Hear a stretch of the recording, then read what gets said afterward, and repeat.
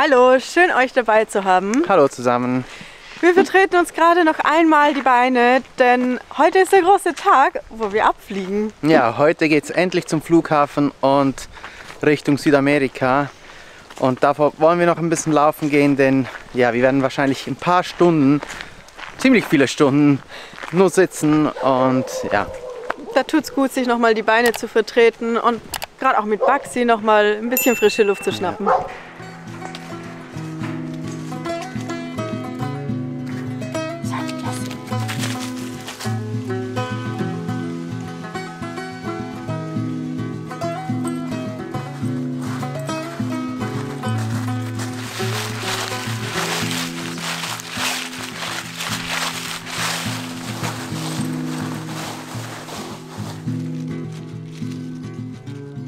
Dass wir so in den Herbst kommen, hatten wir eigentlich gar nicht so geplant, aber ich finde es auch total schön, dass wir den Übergang von Sommer zu Herbst miterleben durften und das hatten wir ja die letzten 2-3 Jahre gar nicht. Da gab es keine Jahreszeiten und auch jetzt in Südamerika ist Frühling, wir fahren weiter in den Süden, es wird immer kälter, trotz Sommer und also es ist total schräg, aber den Herbst zumindest feiere ich gerade total ab.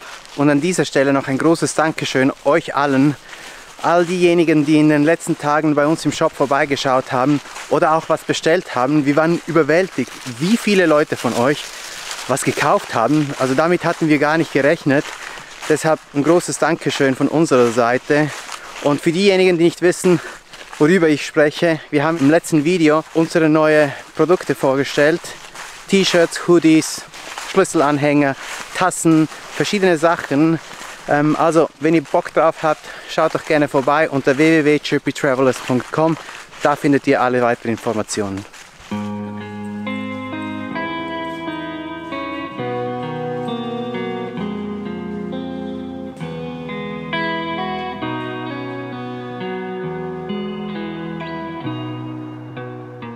Die letzten Tage haben wir uns jetzt auch schon von fast allen eigentlich verabschiedet, von der Verwandtschaft. Wir haben nochmal telefoniert. Meine Mom fährt uns heute noch an den Flughafen, also sie kommt zum Schluss. Und vorher müssen wir uns noch von Mathilda verabschieden. Die ist zwar jetzt gerade friedlich am Grasen, mal sehen, ob sie uns bemerkt. Hallo Mathilda! Na du?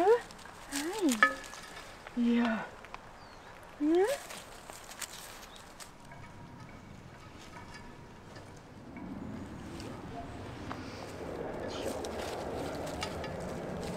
So sehr wir auch gerne hier mit Mathilda noch ein bisschen Zeit verbringen würden. Wir müssen, glaube ich, mal los, denn der Flug, der wartet nicht auf uns. Ciao, ciao, Mathilda.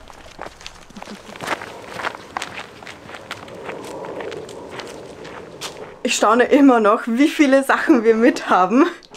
Es ist nochmal so viel mehr, als was wir hierher gebracht haben. Hier das ganze Bett zum Beispiel ist voll von Sachen, teilweise von Roberto. Die kommen unter anderem in diesen Koffer rein. Wir haben aber noch 3 weitere Rucksäcke.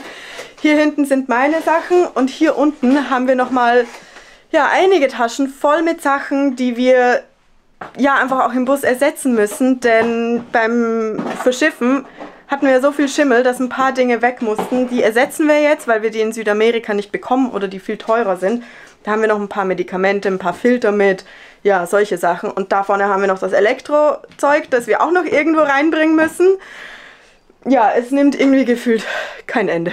Abgesehen von dem ganzen Zeugs haben wir noch eine Lenkstange, die wir mitnehmen müssen. Leider ging die kaputt oder ist zumindest so angeknackst, dass wir die ersetzen müssen. Und in Uruguay konnte sie der Mechaniker nicht auftreiben, also müssen wir die mitnehmen. Und ich habe so meine Bedenken, dass wir die hier reinbekommen. Irgendwie passt es, aber mit all dem anderen Zeugs wird es ein bisschen schwierig sein. Irgendwie dauert mir das einfach viel zu lange. Also. Man muss es eben von Anfang an so machen wie Roberto, dann geht es auch wirklich schnell. So, jetzt aber ab zum Flughafen.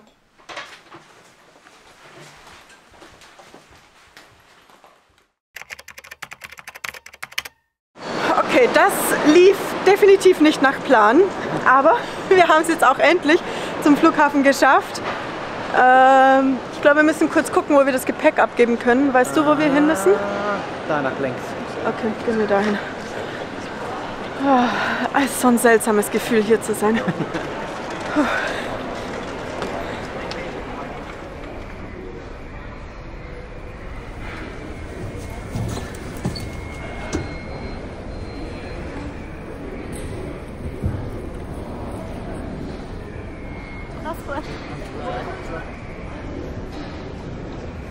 Gepäck konnten wir abgeben. Jetzt geht es noch einmal durch die Sicherheitskontrolle. Und ja, langsam bin ich schon ziemlich nervös. Was? Du bist nervös? Keine Ahnung wieso. Bin ich meistens nicht, aber...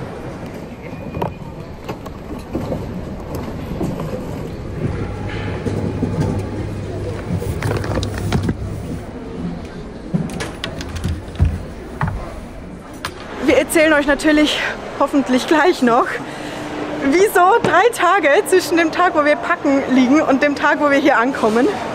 Ja, das war auf jeden Fall nicht so geplant. Nein, ist auch nicht so unser Ablauf, wenn wir fliegen. Aber eher so wie heute, dass wir einfach knapp dran sind. Ja. Und drum, ja, ich muss auch sagen, ich bin ganz schön nervös. Du hast ja vorhin schon gesagt, dass Roberto sogar heute nervös ist. Das passiert ja nicht gesagt, oft. Dass Roberto nervös ist. Ja, dass du nervös bist. Ja. Ja, siehst du, sogar die Sprache fällt einem schwer.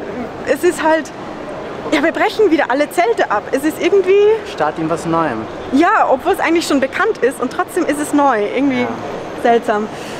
Auf jeden Fall. Wir müssen jetzt zum Gate und dann können wir da hoffentlich mehr erzählen. Ja.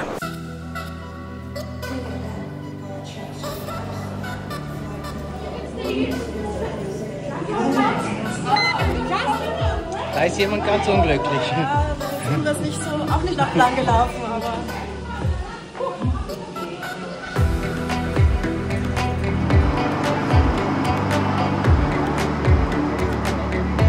Thank you and enjoy your flight.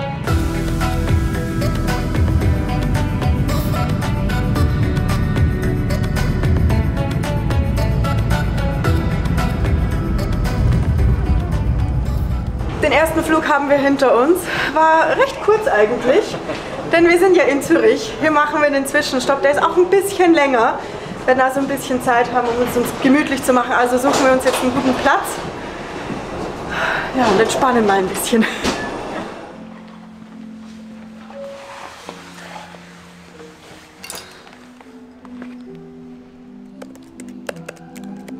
Immer wenn wir über ein öffentliches WLAN-Netz online gehen, legen wir darauf Wert, dass es sicher ist.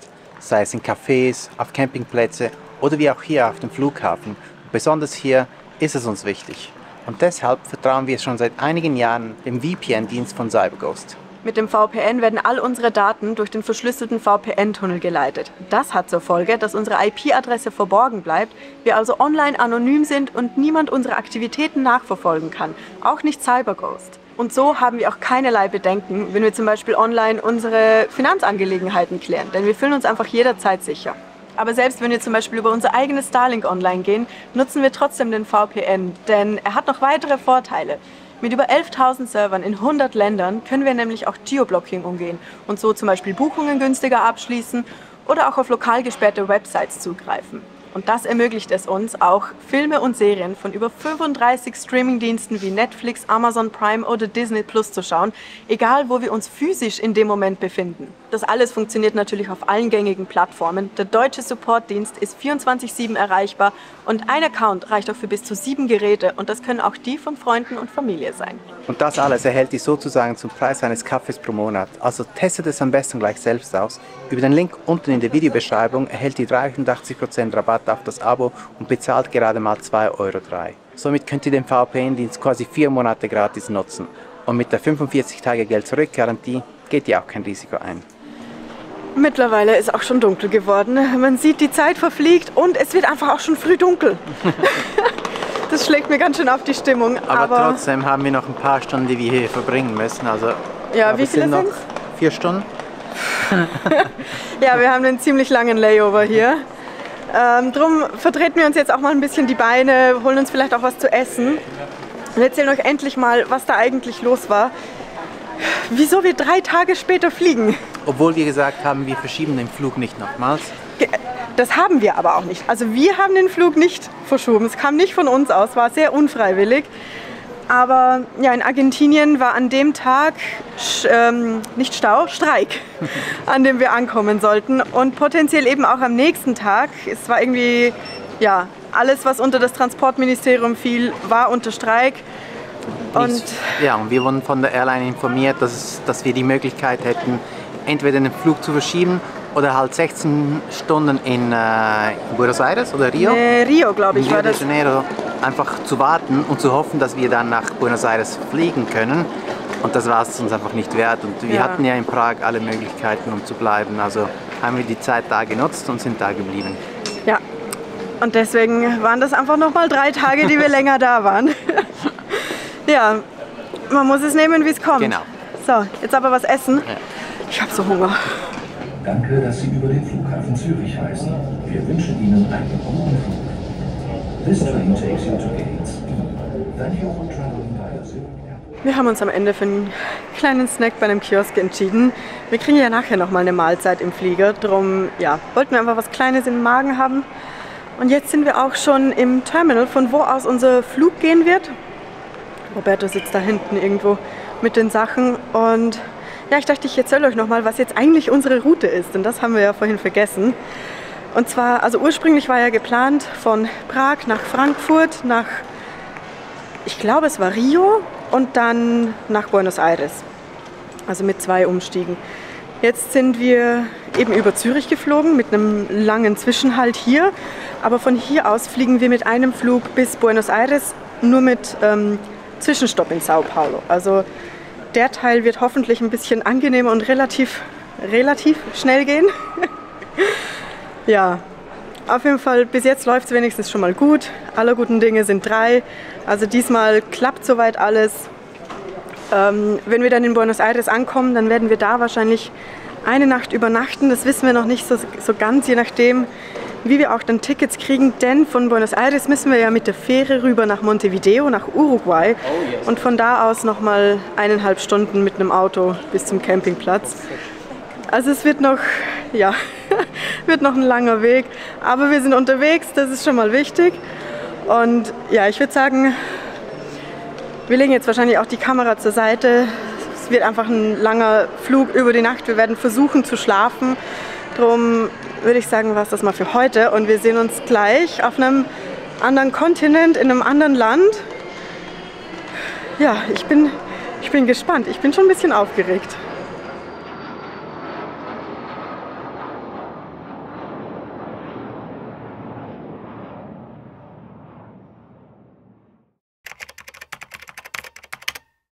Seht mal, wo wir hier sind. Wir haben es endlich geschafft, nach 3-4 Tagen oder so. Nach gefühlt endloser Reisezeit. Das ist einfach unser Jimmy hier. Schauen wir rein. Ja. Wir haben absichtlich noch nicht reingeschaut, damit wir das zusammen machen können. Oh. Na, Steht noch alles. wie riecht's? Eigentlich nicht schlecht, glaube ich. Wirklich? Oh. Warte mal reingucken. Und? Es riecht sogar trocken. Ja? Ja, ich glaube schon. Ich weiß nicht. So nach Holz. Es riecht nach Holz. Ja. Wir sind wieder zu Wir Hause. sind wieder zu Hause. Ah. Oh, schön. Ich glaube, auch hier hatten wir ja das letzte Mal schon und da ist auch nichts. Also, Nicht. nein. Und okay, die. Zum Glück haben wir neue mit. Ja. Aber es sieht wirklich soweit alles gut aus, glaube ich. Also ich glaube auch das Salz hat sicher geholfen. Wir haben ja hier 2 Kisten mit Poolsalz, Ja. dass er die Feuchtigkeit aufgesaugt hat und ich glaube, das hat sicher geholfen. Wir können eigentlich gleich mal aufs Thermometer gucken, wie die Luftfeuchtigkeit hier drin ist. Ist schon ein wenig seltsam hier in Jimmy drin zu sein. Da waren wir ja die letzten 4 Monate nicht und ja, wie Jessie sagte, wir hatten wirklich Bedenken, ob wir wieder mit Schimmel hier zu kämpfen haben, aber es sieht wirklich gut aus. Und ich bin richtig froh. Ich habe Jessie gesagt, wenn wir hier zurückkommen und im Wagen Schimmel ist, dann zünde ich die ganze Kiste an. Da habe ich gar keinen Bock mehr. Aber es sieht eigentlich richtig gut aus. Und ja, ich freue mich richtig, hier unsere erste Nacht zu übernachten hier wieder. Fühlt sich wie zu Hause, nicht wahr? Endlich! Ja, wieder unsere 4 Blechwände. Genau. Aber wir haben doch noch einiges zu tun. Also wir haben gesehen, dass sie bereits die Railings montiert haben. Dann müssen wir morgen, werden wir die Lenkstange quasi machen. Und ja, wir haben so viele Ersatzteile mitgenommen, die wir jetzt hier auch noch verbauen werden. Also auch die ganzen Leitungen fürs Wasser haben wir jetzt neu mitgenommen. und ein paar andere Sachen. Also das werden wir auf jeden Fall alles heute und morgen machen. Mal schauen, wie oft wir jetzt hier wirklich aufnehmen werden, weil wir wollen auch wieder losgehen. Also wir wollen ja nicht hier noch eine Woche bleiben, sondern wir wollen in den nächsten 2-3 Tagen spätestens wirklich los. Und ja, mal sehen, was wir hier jetzt alles aufnehmen. Aber wir freuen uns. Woohoo!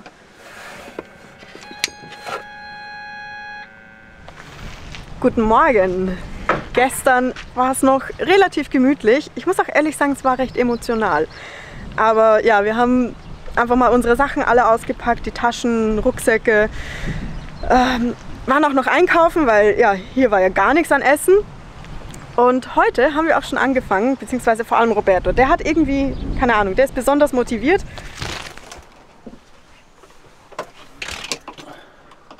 Fleißig wie ein Bienchen. Ja, das ist der letzte Gastrotz, den ich ersetzt habe. Jetzt funktioniert er auch wieder. Der letzte hat überhaupt nicht mehr funktioniert, der war nur noch Matsch. Ja. Und ich habe auch schon Topfscharniere ersetzt, die hatten ja auch gar keine Funktion mehr. Und wir müssen jetzt noch die Wasserleitungen ersetzen, Oh ja. die wir mitgenommen haben, auch aus Sicherheitsgründen, weil durch den ganzen Schimmel wissen wir nicht. Und wir fühlen uns einfach besser, oder? Ja. Ja, und dann Surfboard-Halterungen und dann kommen wir hoffentlich gleich mal beim Mechaniker dran, um die Lenkstange zu ersetzen. Also es gibt heute richtig viel noch zu machen. Die Filter hast du noch vergessen. Die Filter, stimmt, die müssen auch noch gemacht werden. Oh, Naja, wir haben ja Zeit heute, oder? ja? Nicht? Ja. Doch. Weiter geht's.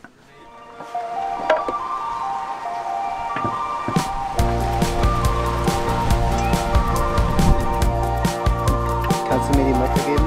Die Unterlagscheibe? Ja, gracias.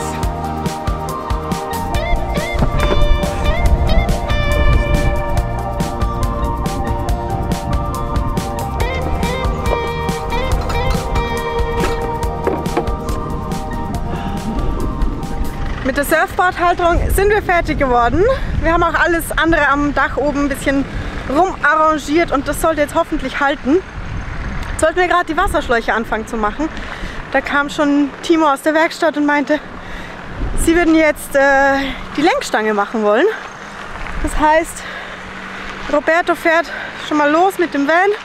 Wir treffen uns dann unten. Ja, da hinten kommt er schon. Und dann ja, müssen wir nur noch die Schläuche machen und ich glaube, dann sind wir eigentlich schon fast durch. Also es sieht gut aus, wir kommen voran.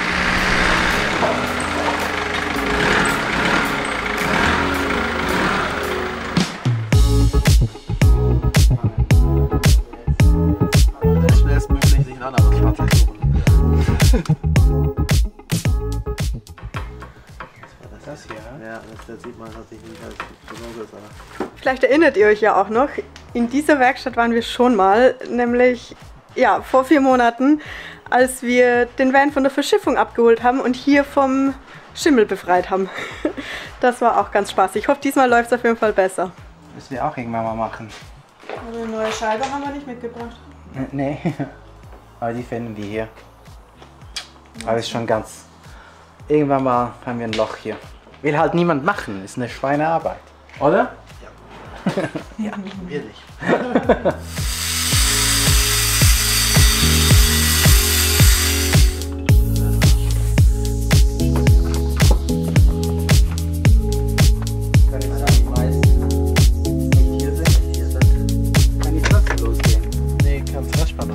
Aha. So, keine 2 Stunden später sind wir fertig. Roberto fährt natürlich wieder hoch an unserem Platz. Ja, Lenkstange ist drin. Jetzt müssen wir eigentlich nur noch die Wasserleitungen ersetzen. Da haben wir angefangen, sind nirgendwo hingekommen. Und danach sind wir eigentlich mit dem Auto soweit ready to go. Wir haben zwar gehört, dass dieses Jahr natürlich, wie kann es auch anders sein, dieses Jahr ist besonders windig im Süden.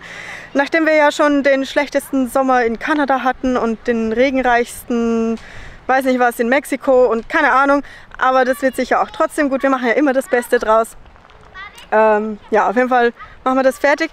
Wir sind sicher noch mal eine Nacht hier, aber dann gucken wir mal, dass wir loskommen. Ich freue mich schon langsam.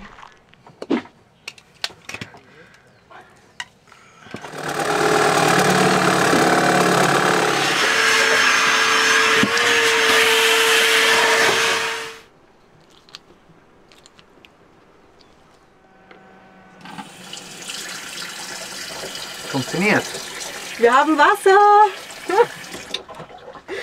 Voll gut! Also wir gucken nochmal, ob es irgendwo leckt, aber ich glaube, das sollte schon gehen. Ja. Und damit haben wir eigentlich auch alle unsere großen To-Dos durch. Ja. Wir können eigentlich aufbrechen. Wow, aber ich bin auch ganz schön fertig, muss ich sagen. Ja, also, man sieht sie auch an. Ganz schön rot geworden. Also ich auch. Ich glaube, wir haben uns oben auf dem Dach ganz schön den Sonnenbrand geholt. Mal wieder. Mal wieder. Wir sind es uns nicht mehr gewöhnt, die südamerikanische Sonne. Das ist halt so. Ja, aber ich muss auch ehrlich sagen, also ich bin ein Stück weit erleichtert, weil heute früh ich war ein bisschen enttäuscht von mir selbst, kann man das so sagen? Weil irgendwie habe ich heute früh nach der ersten Nacht, ich habe unruhig geschlafen und ich habe nicht diese Euphorie verspürt und die Motivation, die ich erwartet hätte. Ich war irgendwie antriebslos und ich fand es irgendwie gar nicht so, also ich dachte eigentlich würde ich lieber eine Woche in Urlaub fahren, als jetzt hier mit dem Van und dabei war ja nichts passiert. Es lief ja eigentlich nach Plan quasi. Aber ja, jetzt, wo alles zusammenkommt, dann kommt auch die Motivation bei mir wieder. Wir müssen jetzt nur noch zum Baumarkt gehen. Genau. Um Holztisch zu organisieren. Genau, weil den haben wir ja letztens weggeworfen wegen dem Schimmel. Da müssen wir einen neuen holen, aber das sollte eine relativ einfache Sache sein. Ein paar Sachen nachkaufen. Das geht dann schon recht schnell. Ja, und ich glaube heute, ja, aufräumen. Wir räumen jetzt mal auf.